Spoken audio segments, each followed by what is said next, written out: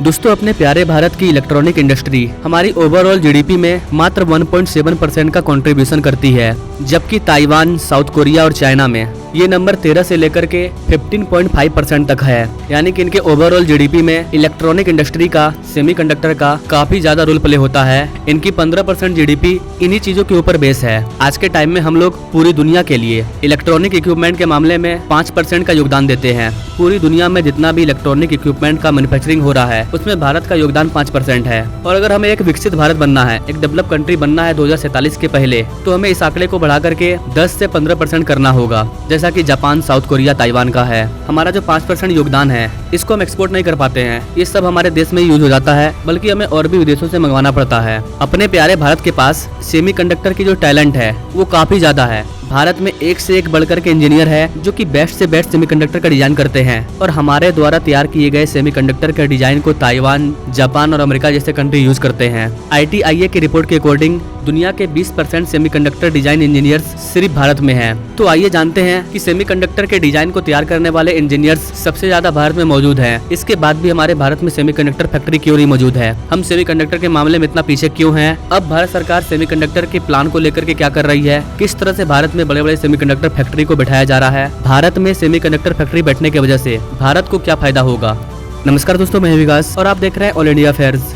दोस्तों, अपने प्यारे भारत में हर साल 8 लाख से ज्यादा इंजीनियर ग्रेजुएट होते हैं, लेकिन बहुत ही कम ऐसे इंजीनियर हैं जो सेमीकंडक्टर के इंडस्ट्री में प्रॉपर तरीके से काम करते हैं। और जब तक हमारे देश में, हमारे कॉलेजेस में इस क्षेत्र पर फोकस नहीं किया जाएगा, उनको सेमीकंडक्टर के स्किल के बारे में नहीं बताया जाएगा, तब तक हम सेमीकंडक्टर का हब नहीं बन पाएंगे। ऑल्दो हम लोग डिजाइन के मामले में काफी आगे हैं, लेकिन हमारे जो अच्छे इंजीनियर होते हैं उनको दुनिया की बड़ी बड़ी कंपनी अच्छा खासा पैसा देकर के उठा करके लेकर के चले जाती है। और वो भी चले जाते हैं क्योंकि उनके पास भारत में स्कोप नहीं है। जितना उनके पास टैलेंट है, उस टैलेंट के हिसाब से उनको यहाँ पर पैसा नहीं मिलता है। तो ये सारी चीजें हमारी कमजोरी है कि हमारे इंजीनियर, हमारे डॉक्टर उन देशों को जाकर के संभाल रहे हैं और वो देश डेवलप कर रहा है। अमेरिका में 30 से 35% डॉक्टर भारतीय हैं, तब जाकर के अमेरिका इतना डेवलप है।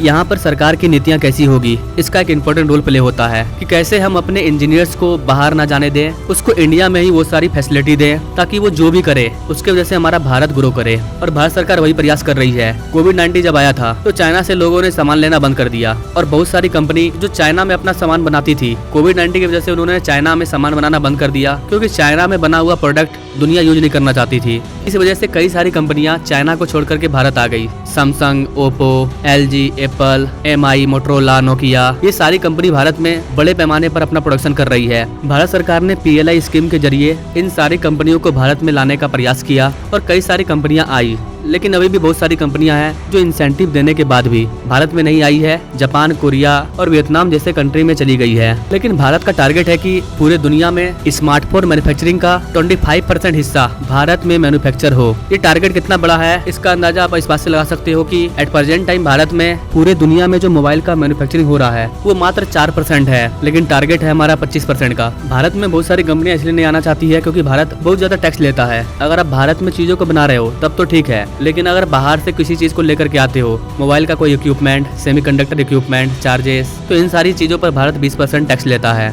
अगर हम टैक्स नहीं लेंगे तो फिर ये कंपनियां ज्यादातर चीजें विदेशों से ही लाएंगे, भारत में सिर्फ असेंबल करेंगे। लेकिन हम चाहते हैं कि ये कंपनियां उन सारी चीजों को भारत में बनाएं और भारत में उन सारी चीजों को बनाने के लिए अलग अलग फैक्ट्री को बैठाए, तभी तो हमारे लोगों को रोजगार मिलेगा। तो यही सब कारण है कि अभी भी बहुत सारी कंपनियां हैं जो कि भारत आना नहीं चाहती है 10%, 20% टैक्स की वजह से। वियतनाम, चाइना, कोरिया, जापान, ये सारे कंट्री अपने FTA पार्टनर के ऊपर कभी भी 10% से ज्यादा टैक्स नहीं लेते हैं, इसलिए कंपनियां जल्दी वहां पर जाती है।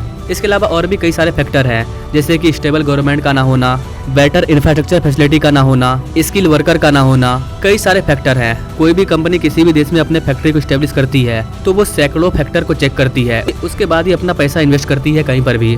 आईफोन मैन्युफैक्चरिंग करने वाली विस्ट्रॉन कंपनी ने अपने कंपनी को टाटा को बेच दिया, और अब आईफोन को मैन्युफैक्चरिंग करने का काम हमारी इंडियन कंपनी टाटा भी कर रही है। अभी इसी साल जनवरी 2024 में सैमसंग ने सैमसंग लैपटॉप बनाना स्टार्ट कर दिया है अपने नोएडा के फैक्ट्री में, जो कि दुनिया का सबसे बड़ा मोबाइल फैक्ट्री भी है। इसके अलावा पेगाट्रॉन कंपनी ने भी अपने चेन्नई वाले प्लांट में 65% स्टेक टाटा को बेचने का डिसीजन लिया है, जहां पर वो आईफोन की मैन्युफैक्चरिंग करते हैं। और इन्हीं सारे फॉरेन इन्वेस्टमेंट की वजह से भारत ने 2023 में करीब 2,40,000 करोड़ रुपये के इलेक्ट्रॉनिक इक्विपमेंट को विदेशों में एक्सपोर्ट किया।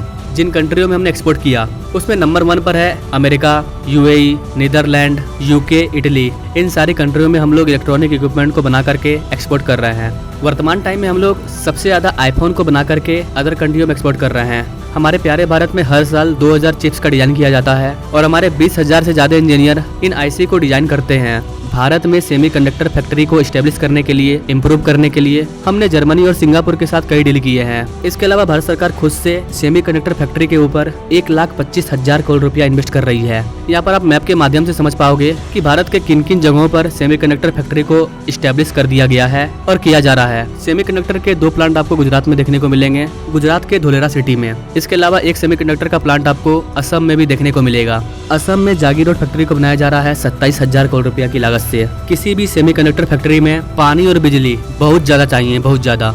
तो जो कंपनियां विदेश से आकर के भारत में सेमीकंडक्टर के प्लांट को सेटअप करेगी, उनको ये चीज अवेलेबल चाहिए, तभी वो अपने प्लांट को सेटअप करेगी। तो कई सारे फैक्टर हैं जिनको देखने के बाद ही किसी पार्टिकुलर जगह पर जहाँ पर ये सारी चीज अवेलेबल है वहाँ पर सेमीकंडक्टर फैक्ट्री को एस्टेब्लिश किया जाता है। और गुजरात के धोलेरा में दुनिया का सबसे बड़ा सोलर पार्क को बनाया जा रहा है, जिससे कि बिजली मिलने में कोई भी दिक्कत नहीं होगी और गुजरात में पानी की भी दिक्कत नहीं है। तो भारत में मुख्य रूप से 3 नए सेमीकंडक्टर फैक्ट्री को बनाया जा रहा है। इसके अलावा जो हमारी इंडियन कंपनी है, उन्होंने पुराने कंपनी को जो खरीदा है, उनके पहले से मौजूद फैक्ट्री में भी सेमीकंडक्टर का मैन्युफैक्चरिंग किया जाएगा। वैसे गाइस, आपको क्या लगता है, भारत सेमीकंडक्टर हब बन पाएगा? अगर हाँ तो कब तक? क्या सोचते हैं गाइस आप इस चीज के बारे में कमेंट करें और ऐसे ही लेटेस्ट अपडेट के बारे में जानने के लिए हमारे चैनल से जरूर जुड़े। Now thanks for watching. मिलेंगे अगले वीडियो में एक नई जानकारी के साथ, तब तक के लिए जय हिंद।